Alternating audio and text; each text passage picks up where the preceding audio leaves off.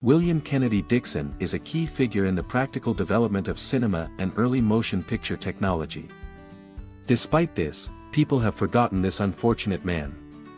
It is quite possible that Thomas Edison had a hand in putting William's achievements behind curtain because he became angry with him. But at the Edison lab in New Jersey, William devised the kinetograph, an innovative motion picture camera to photograph movies for in-house experiments. Also, he invented the kinetoscope, an early motion picture exhibition device designed for films to be viewed by one person at a time through a peephole viewer window. He also worked on the kinetophone, also known as phonokinetoscope, which was an early attempt by William and Edison to create a sound film system. He holds the distinction of being the world's first regular film director, producer, and also an actor. William was born on August 3, 1860 in France. His mother was American and father was a Scottish artist. At age 19, William wrote a letter to American inventor Thomas Edison seeking employment. He was turned down.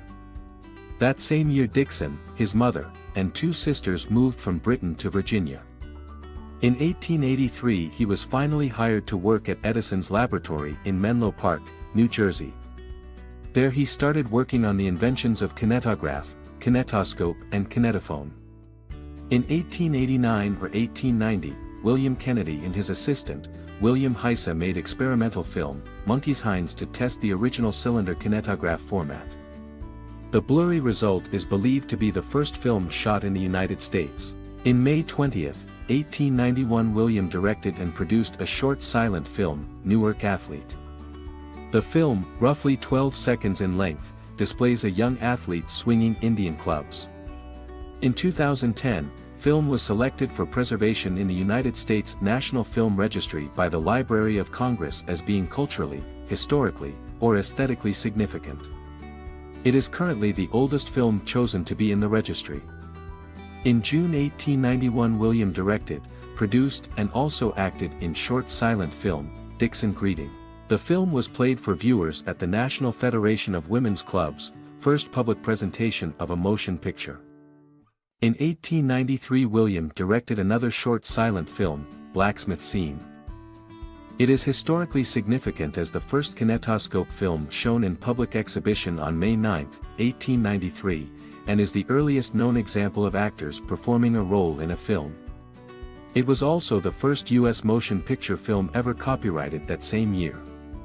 It was filmed in the Edison's Black Maria Studio, New Jersey, using kinetograph. Black Maria Studio was the world's first film studio. It was designed by William Kennedy Dickson. In late 1894 or early 1895, William Kennedy directed, produced, and also acted in short silent film, the Dixon experimental sound film. It is the first known film with live recorded sound and appears to be the first motion picture made for the kinetophone, the proto-sound film system developed by Dixon and Thomas Edison. The film features Dixon playing a violin into a recording horn for an off-camera wax cylinder.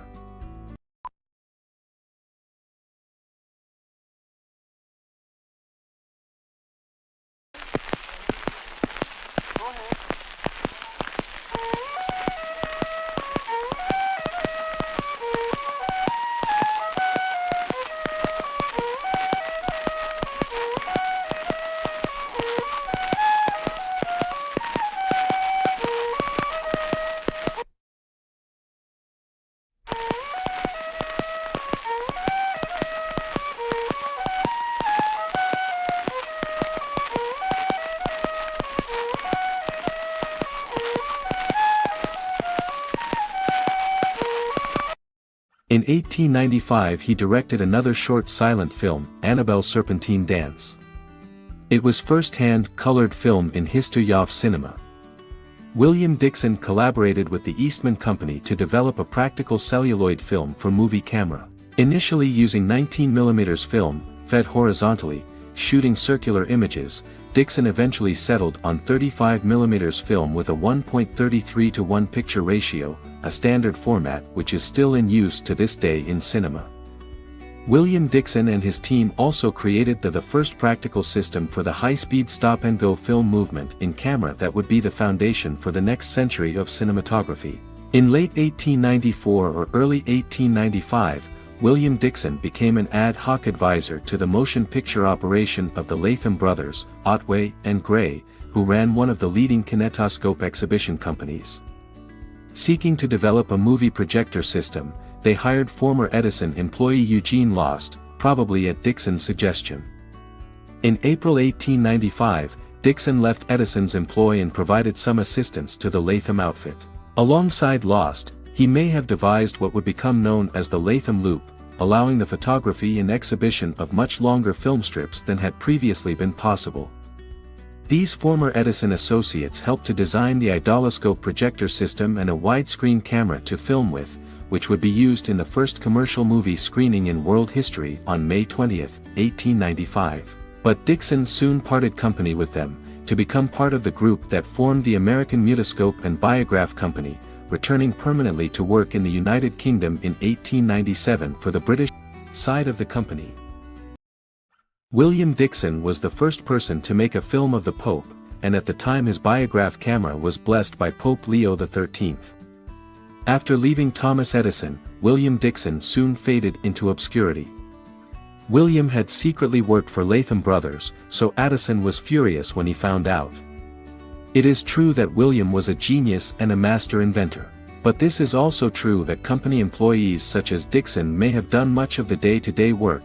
What they achieved was only possible because of the first-class facilities available, and Edison's willingness to spend considerable sums of money on his research and development function.